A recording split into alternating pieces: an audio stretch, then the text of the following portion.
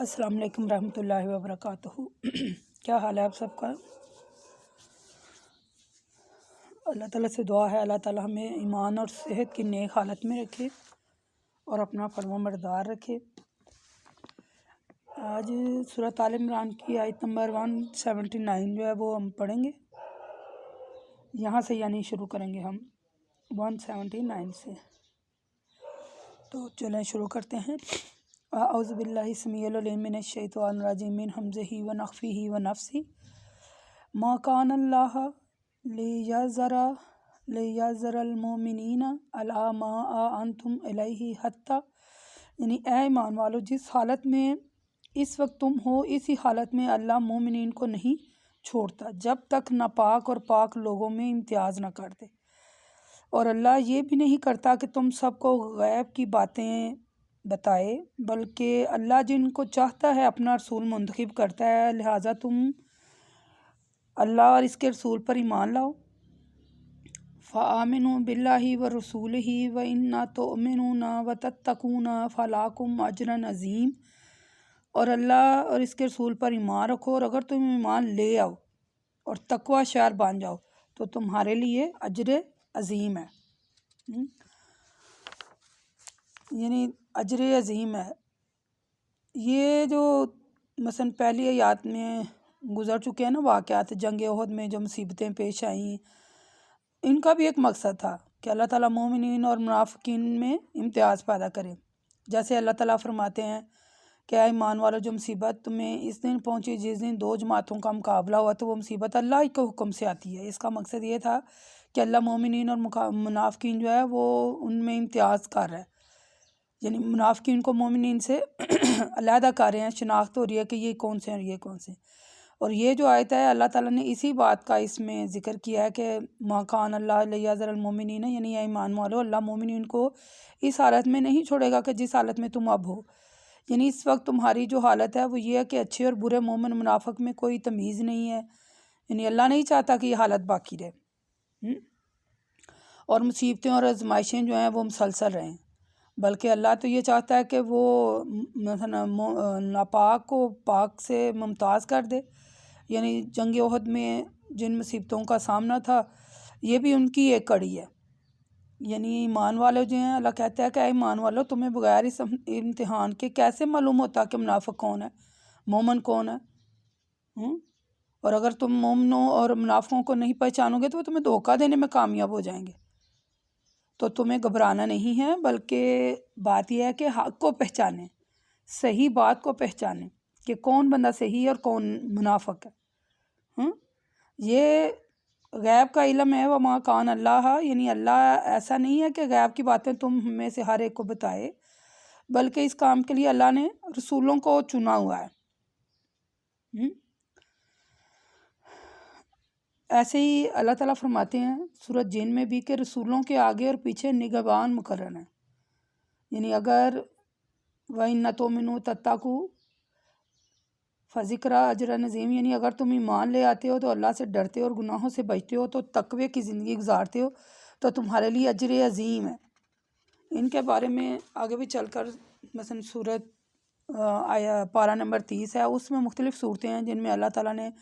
بار بار جو جنتی ہیں جو متقی ہیں انہیں جو نعمتیں دی جانی ہیں ان کا اللہ تعالیٰ نے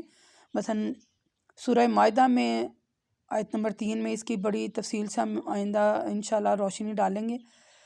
کہ یہ جو ایمان والے ہیں یا جو متقی ہیں ان کے لیے اللہ تعالیٰ نے کون کون سی نعمتیں رکھی ہوئی ہیں۔ بہرحال ایمان والے جو ہیں وہ آزمائش کے لیے ہر وقت تیار رہیں، ٹھیک ہے، اور آزمائش ہی ان کے حق میں بہتر ہے۔ تو اللہ تعالیٰ سے دعا ہے اللہ تعالیٰ ہمیں تقوی اختیار کرنے کی توفیق عطا فرمائے۔ آگے آیت نمبر 180 ہے اور 181 اور 2 ہے، یعنی جو لوگ اپنے مالوں میں سے اللہ نے اپنے فضل سے انہیں عطا فرمایا ہے بخل کرتے ہیں اور اللہ کے راستے میں سے خرچ نہیں کرتے، وہ یہ نہ سمجھیں کہ یہ ان کے حق میں اچھا ہے، نہیں بلکہ وہ ان کے حق میں بہت برا ہے۔ جس مال کو خرچ کرنے میں یہ بخل کریں قیامت کے دن وہ مال ان کی گردنوں میں توق بنا کر ڈالا جائے گا، اس مال کو دنیا میں چھوڑ کر چلے جائیں گے، پھر اللہ ہی اس کا وارث ہوگا، ٹھیک ہے، اور اللہ ہی آسمانوں اور زمین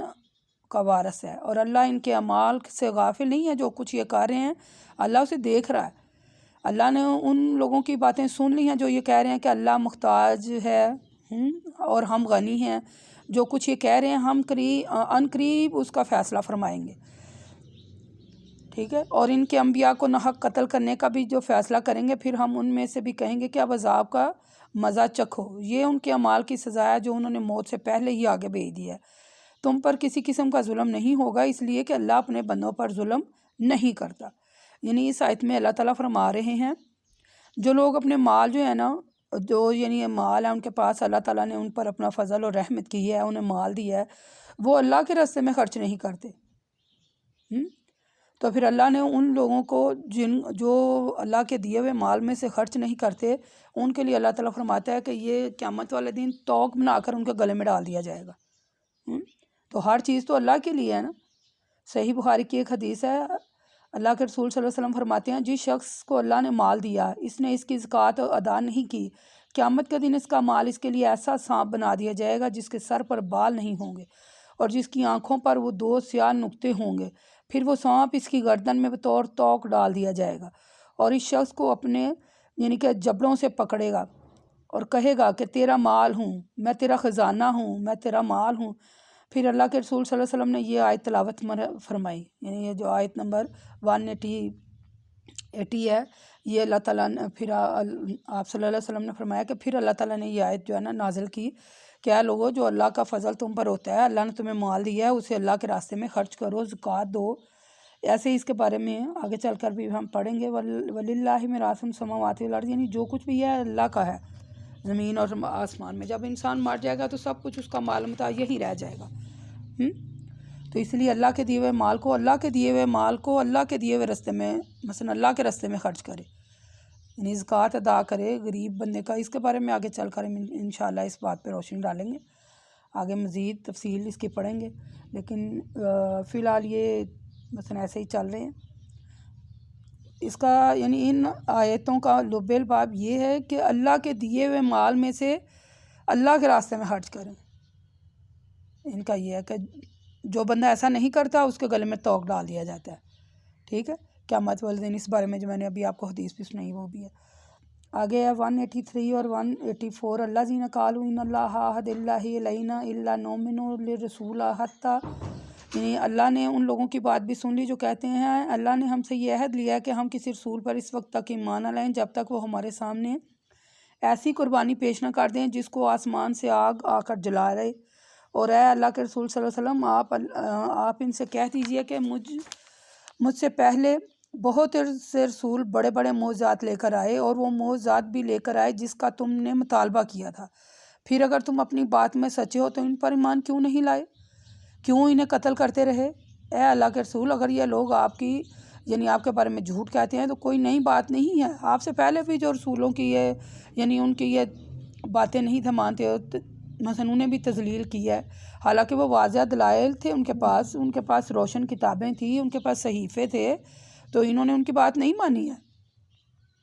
یعنی جو پہلے انبیاء گزر چکے ہیں پہلے زمانے میں، جب کوئی انبیاء قربانی پیش کرتا تو ایک آگ آتی اور اسے جلا ڈالتی، آگ کا اسی طریقے پر آنا اور جلا ڈالنا کہ قبولیت کی علامت ہوتی۔ یعنی آپ صلی اللہ علیہ وسلم نے نبیوں میں سے ایک نبی نے جہاد کیا، نبی نے اپنی قوم سے کہا کہ میرے ساتھ وہ شخص نہ جائے جس نے کسی عورت سے نکاح کیا ہو اور اس کے پاس جانا چاہتا ہو اور ابھی گیا بھی نہ ہو، نہ وہ شخص میرے پاس آئے جس نے چند مکان بنائے ہوں لیکن ابھی ان کی چھتیں نہ ڈالی ہوں، اور نہ وہ شخص میرے ساتھ جائے جس نے بکریاں یا اونٹنیاں خریدی ہوں اور وہ ان کے جننے کا منتظر ہو۔ الغرض نبی نے جنگ کی، وہ تمام عصر کے وقت یا عصر کے وقت کے قریب ایک بستی کے نزدیک پہنچے، نبی نے سورج سے کہا تو بھی مامور ہے میں بھی مامور ہوں، تو پھر اس طرح دعا کی، اے اللہ سورج کو ہم پر روک دے، سورج روک دیا گیا یہاں تک کہ اللہ نے اس نبی کو فتح عطا فرمائی۔ پھر نبی نے مال غنیمت جمع کیا، آگ آئی کہ اسے جلا ڈالے لیکن اس نے نہیں جلایا۔ نبی نے کہا تم نے خیانت واقع ہوئی ہے، لہٰذا ہر قبیلے کا ایک آدمی مجھ سے بیعت کرے۔ ایک شخص کا ہاتھ نبی کے ہاتھ سے چپک گیا، نبی نے کہا خیانت تم لوگوں میں واقع ہوئی ہے، لہٰذا تمہارا قبیلہ مجھ سے بیعت کرے۔ الغرض جب بیعت ہوئی 2 یا 3 آدمیوں نے کہ ہاتھ نبی کے ہاتھ سے چپک گئے۔ نبی نے کہا تم نے بھی خیانت کی۔ پھر وہ لوگ گائے کے سر کے مثل سونے کے ایک سیر لے کر آئے اور اسے مال غنیمت میں رکھ دیا، پھر آگ آئی اور اسے جلا ڈالا۔ یعنی یہ حدیث میں نے آپ کو سنائی ہے، اس حدیث سے آگ کے آنے اور مال کے جلا ڈالنے کی کیفیت معلوم ہوتی ہے، ٹھیک ہے۔ یہ صحیح بخاری میں یہ حدیث ہے۔ تو اللہ تعالیٰ فرماتا ہے کہ اللہ زینہ قالوا ان اللہ، یعنی جن لوگوں نے اللہ تعالیٰ نے ان سے عہد لیا تھا وہ کسی رسول پر اس وقت تک ایمان نہیں لاتے جب تک وہ ایسی قربانی پیش نہ کریں جس کو آگ آئے اور جلا ڈالے۔ یہ تو ایسے ایک محض ایک بہانہ تھا ان کا۔ یہ دعوے بھی یہودیوں نے کیے، کیونکہ جیسے میں نے اوپر آپ کو بھی پڑھ کے سنایا ہے کہ یہ انبیاء کو ناحق قتل کرتے، جیسے ہم نے سورۃ بقرہ میں پڑھا حضرت موسیٰ علیہ السلام کی قوم نے ان سے کتنے کام کروائے، لیکن پھر بھی وہ ان سے خوش نہیں تھے۔ بات یہ ہے کہ حق کو ہمیشہ کسی نہ کسی بہانے سے جھٹلایا گیا ہے، ٹھیک ہے۔ تو ہمیں مثلا ایسی باتیں نہیں کرنی چاہیے،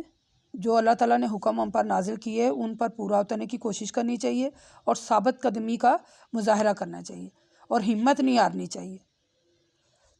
کل نفس ذائقۃ الموت، ہر جان کو موت کا مزہ چکھنا ہے۔ پھر اے لوگوں، قیامت کے دن تم سب کو تمہارے اعمال کا پورا پورا بدلہ دیا جائے گا۔ اس آیت کو ذرا آپ غور سے سمجھیے گا،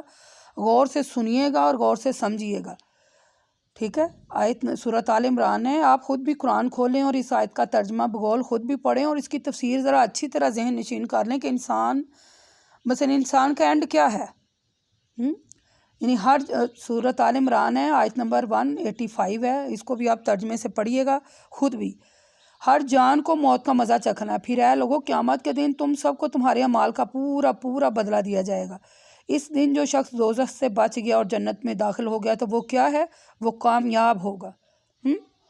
وَأُدْخِلُوا الْجَنَّةَ فَقَدْ ذَاقَ فَمَا الْحَيَاةُ الدُّنْيَا إِلَّا مَتَاعُ الْغُرُورِ، یعنی کیونکہ اصل زندگی تو جنت کی زندگی ہے، دنیا کی زندگی تو کچھ نہیں ہے، یہ تو بس ایک دھوکہ ہے۔ اللہ تعالیٰ نے فرمایا کہ موت کا مزہ سب کو چکھنا ہے، موت تو آ کر ہی رہے گی، نہ کافر جھٹلاتے ہیں نہ کوئی اور ایمان والے جو ہے نا ان کے لیے، یعنی کہ اللہ تعالیٰ فرماتے ہیں کہ انہیں پورا پورا بدلہ دیا جائے گا، ٹھیک ہے۔ اس کے بارے میں ہم آگے چل کر بھی اور بھی پڑھیں گے سورۃ الاحزاب انعام میں، آگے بھی انشاء اللہ تعالیٰ اس کا پارٹ 2 بھی آپ کے سامنے رکھیں گے۔ فی الحال اللہ تعالیٰ سے دعا ہے اللہ تعالیٰ ہماری موت جو ہے، زندگی بھی ایمان پر گزرے اور ہماری موت بھی ایمان پر ہو۔ وما الینا الا البلاغ المبین، وقولوا قولی ھذا استغفر اللہ استغفر اللہ استغفر اللہ۔